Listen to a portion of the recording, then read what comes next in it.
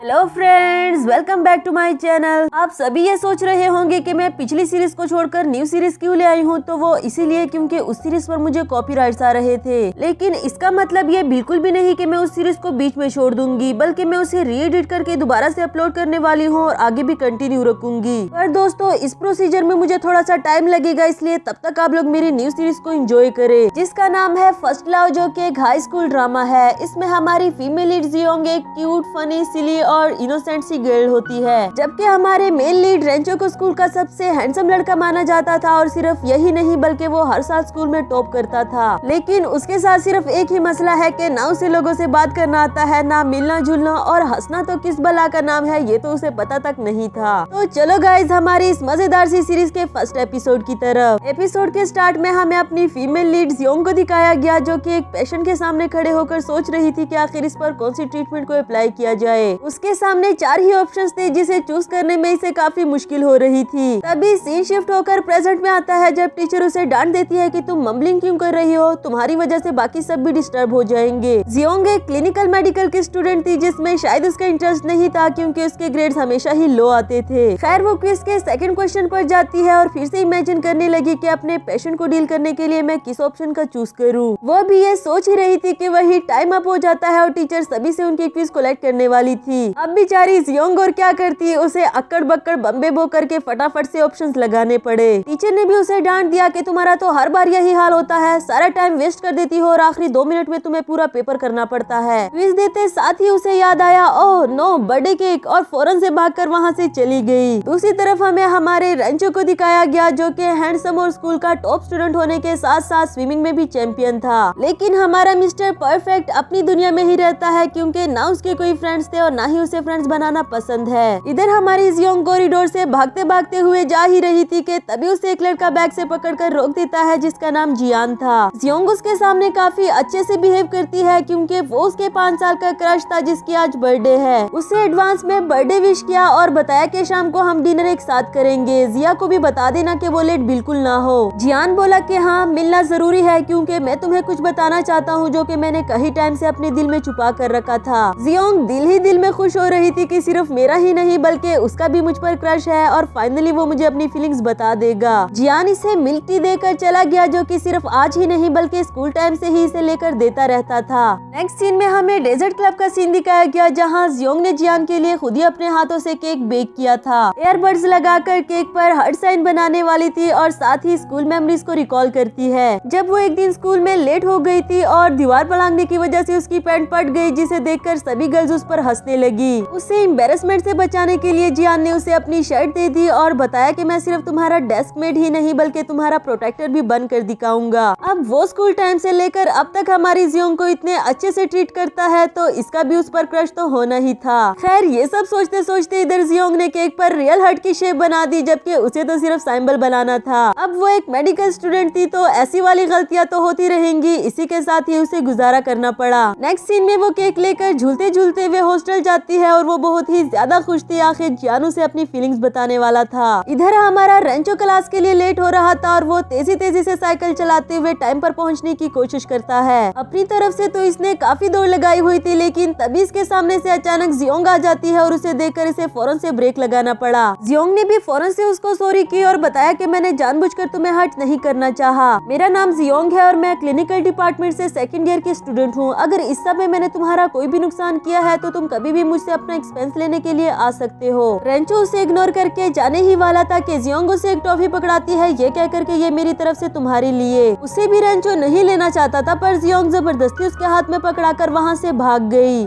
इधर हाल में रेंचो का वेट किया जा रहा था, जो कि लेट था, इसलिए प्रोफेसर को ही सिचुएशन संभालनी पड़ी। तभी वो हाल में इंटर हुआ और उसे अपने जूनियर से इंटरेक्ट करने का मौका मिला। स्टार्ट में तो सभी उसे क्वेश्चन करना चाहते थे, पर जब एक लड़की ने क्वेश्चन किया कि मुझे अपने ग्रेड्स के अकॉर्डिंग आगे कौन सी फील्ड में जाना चाहिए, तो इस पर रेंचो ने उसे काफी स्ट्रिक्टली आंसर किया कि तुम्हारे इतने लो ग्रेड्स हैं, इस पर तो तुम किसी भी फील्ड के लिए सूटेबल नहीं। हालांकि उसके ग्रेड्स बहुत अच्छे थे, लेकिन ये देखने के बाद तो और किसी की भी हिम्मत नहीं हुई उससे क्वेश्चन करने की। की। कॉन्फ्रेंस खत्म होने के बाद भी वो लड़की काफी नाराज सा बिहेव करती है, जिस पर रेंचो ने एले से पूछा कि मुझे ऐसा क्यों लगा, इन सबको मुझसे डर लग रहा है। एले कहने लगा कि पिछले 4 साल से तुम मुझे जानते हो, लेकिन अभी तक तुमने मुझे वीचैट पर ऐड नहीं किया, तो ये सवाल तुम मुझसे क्यों पूछ रहे हो। नेक्स्ट सीन में जियोंग को दिखाया गया, जो कि अपनी रूममेट शाओ को बहुत खुशी खुशी से बता रही थी कि आज शाम को जियान मुझे प्रपोज करने वाला है। मजे मजे से अपने लिए ड्रेस सेलेक्ट करती है और शाओ भी उसके लिए काफी ज्यादा खुश थी, लेकिन उसे समझाया कि डिनर पे अपने साथ जिया को मत लेकर जाना। हाँ, मैं मानती हूँ कि वो तुम्हारी बेस्ट फ्रेंड है, पर अब इसका मतलब ये तो नहीं ना कि तुम दोनों बॉयफ्रेंड भी शेयर करोगे। और अगर इस बार जियान ने तुम्हें प्रपोज ना किया ना, वो शर्माता रहा लड़कियों की तरह, तो तुम ही उसे प्रपोज कर देना, पर ये मौका हाथ से जाने मत देना। जियोंग बोली, मैं इतनी भी बेशर्म नहीं हूँ और ना ही मुझ में इतनी हिम्मत है कि मैं उसे अपनी फीलिंग्स पहले ही बता दूं। जहाँ तक जिया की बात है तो वो अच्छे से जानती है कि मैं पिछले 5 साल से जियान को लाइक करती हूँ। खैर, अब मुझे अपने हेयर वॉश करने हैं, ऐसे ऑयली हेयर लेकर तो उसके पास नहीं जा सकती ना। नेक्स्ट सीन में वो काफी अच्छे से तैयार होकर जियान से मिलने के लिए जाती है और तभी रास्ते में उसे शीशा नजर आया, जिसे देखकर वो सिली सी क्यूट सी हरकतें करने लगी। जिसे वो शीशा समझती है, वो एक विंडो मिरर थी और यहाँ रेंचो अपने क्लासमेट्स के साथ बैठकर उसके ये सिली एक्ट्स देख रहा था। बाकी सब भी उसे देख रहे थे और रेंचो को तो वो पागल ही लगी। स्तू ने बताया कि क्लिनिकल डिपार्टमेंट की 2nd ईयर की स्टूडेंट है। जियोंग डेजर्ट क्लब की इकलौती मेंबर भी है, जिसमें अभी तक वो और मेंबर्स नहीं ला सकी। रेंचो ने जब जियोंग का नाम लिया तो सू से पूछने लगा कि क्या तुम उसे जानते हो, जिस पर वो बोला कि हाँ, हम दोनों का मिलना एक एक्सीडेंट था। इस पर सू भी उसका मजाक उड़ाने लगा कि तुम अपनी क्लास में तो किसी को जानते तक नहीं और दूसरे डिपार्टमेंट की लड़की याद रह गई। उधर जियोंग डिनर टेबल पर पहुंच गई, जहां ना तो जिया थी और ना ही जियान कहीं नजर आ रहा था। तभी जियान उसके सामने आया काफी ड्रंक हालत में। इससे जियोंग को लगा कि शायद वो शर्मा रहा होगा, इसलिए तो अपनी फीलिंग्स बताने के लिए उसे ड्रिंक करनी पड़ी। उससे कहने लगा कि तुम्हें पता है, जब हम किसी के लिए फीलिंग्स रखते हैं तो उसे छुपाना कितना मुश्किल होता है। मैं अब मजीद तुमसे कुछ भी नहीं छुपाना चाहता और सब कुछ बता देना चाहता हूँ। जियोंग भी बोली, हाँ हाँ, छुपाने की क्या जरूरत, ब्रेव बनकर मुझे सब कुछ बता दो। जियान ने बताया कि जिया ही वो लड़की है जिसे मैं पसंद करता हूँ। वो फीलिंग्स जो मेरे दिल में उसके लिए आई, कभी भी किसी लड़की के लिए नहीं आई, लेकिन वो मुझसे नाराज होकर चली गई बिकॉज वो नहीं चाहती थी कि मैं तुम्हें ये बात बताऊं और मैं अपनी बेस्ट फ्रेंड से मजीद ये बात छुपा कर नहीं रख सकता था। ये बात तो हमारी जियोंग पर बिजलियां बनकर गिरती है, क्योंकि उसकी बेस्ट फ्रेंड ने ही उसको धोखा दिया। और सिर्फ यही नहीं, बल्कि पिछले 2 साल से वो दोनों डेटिंग कर रहे थे, जबकि जिया को ये बात बहुत अच्छे से पता थी कि जियोंग स्कूल टाइम से ही जियान को लाइक करती है। चाहे उसे बहुत ज्यादा हर्ट हुआ, लेकिन इसके बावजूद भी वो कहने लगी कि जिया बहुत अच्छी लड़की है, तुम उससे एक बार प्यार से बात करो, वो वापस आने के लिए मान जाएगी। इसके बाद जियान जिया को कॉल करके उसके साथ बात करने के लिए बाहर चला जाता है और यहाँ हमारी जियोंग का रोना बंद नहीं होता। साथ ही वो मेमोरीज को सोचती है जब उसने पहली बार जिया को जियान से मिलाया था और उसे ये भी बताया था कि ये वही लड़का है जिसे मैं सीक्रेटली लाइक करती हूँ। उसने तो कभी सोचा भी नहीं था कि उसकी बेस्ट फ्रेंड उसे इस तरह का धोखा देगी और जियान भी उसे यहाँ अकेला छोड़कर जिया के पास चला गया। फिर वो खुद ही केक निकाल कर उसे खाना शुरू कर देती है और दिल खोल कर रोती रही। आखिर क्यों ना रोती, 5 साल से वो जिस लड़के को पसंद करती थी, आज वो किसी और का हो गया। ड्रंक होकर वही सो जाती है और थोड़ी देर में ही उसे लेने के लिए शाओ आई। उसे उठाते हुए पूछने लगी कि तुम तो कह रही थी जियान तुम्हें अपनी फीलिंग्स बताने वाला है, तो जिया और जियान दोनों कहाँ हैं? इसका जवाब दिए बगैर जियोंग ने रोना शुरू कर दिया। उसे वॉमिटिंग आ रही थी और तभी शाओ उसे लेकर वॉशरूम आ गई। वॉमिटिंग करने के साथ साथ उसे बता रही थी कि मैंने पिछले 5 साल से जियान को लाइक किया और वो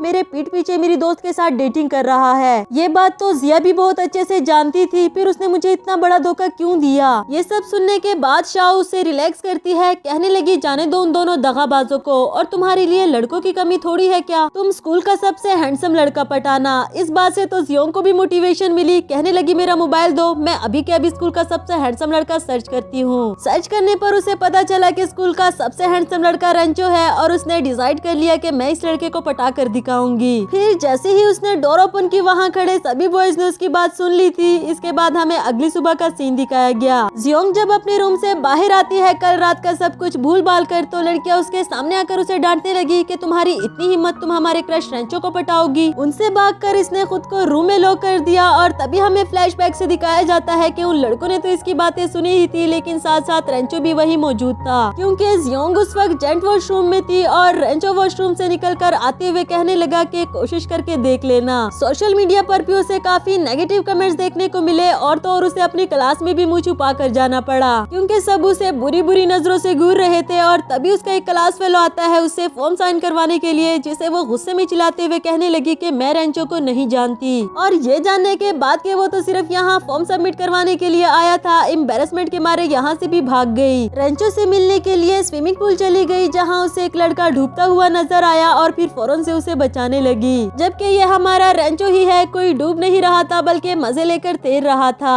उल्टा जियोंग को ही स्विमिंग पूल में गिरा दिया, जिसे स्विमिंग करनी नहीं आती थी, इसलिए खुद ही उसको बचाना भी पड़ा। फिर उससे टॉवल पकड़ाने के बाद पूछता है कि तुम यहाँ क्या करने आई हो, जिस पर वो बोली कि मुझे लगा तुम डूब रहे हो, इसलिए तो मैंने तुम्हें बचाने की कोशिश की। और तुम पागल हो क्या, भला ऐसे पानी में लेटकर कौन सोता है, खामखा मुझे भी डरा दिया। खैर मैं यहाँ तुम्हें ये बताने आई थी कि हम दोनों के बारे में काफी रूमर्स फैल गए हैं, तो मुझे लगता है कि हम दोनों को सबको एक्सप्लेन करना चाहिए। रेंचो बोला इसमें मैं तुम्हारी कोई हेल्प नहीं कर सकता, और फिर तुमने खुद ही तो कहा था कि तुम मुझे पटाना चाहती हो। वो कहने लगी कि उस वक्त तुम्हें ड्रंक थी, इसलिए कुछ भी बक दिया, मुझे तुम्हें कोई भी इंटरेस्ट नहीं है। यकीन नहीं आता तो मेरे बाल देखो कितने ऑयली है, मैं वॉश तक करके नहीं आई और ना ही मैंने मेकअप लगाया तुमसे मिलने के लिए आते हुए। रेंचो उसे अपना हाथ छुड़ाना चाहता था और इसी दौरान उसने जियोंग को अपनी तरफ खींच दिया। इसके बाद उसे अपने पीछे पीछे आने के लिए कहा और बताया कि वॉशरूम में जाओ शावर लेने के लिए। इससे जियोंग को तो उसके इरादे कुछ ठीक नहीं लगे और इसी के साथ हमारा ये वाला एपिसोड खत्म हुआ।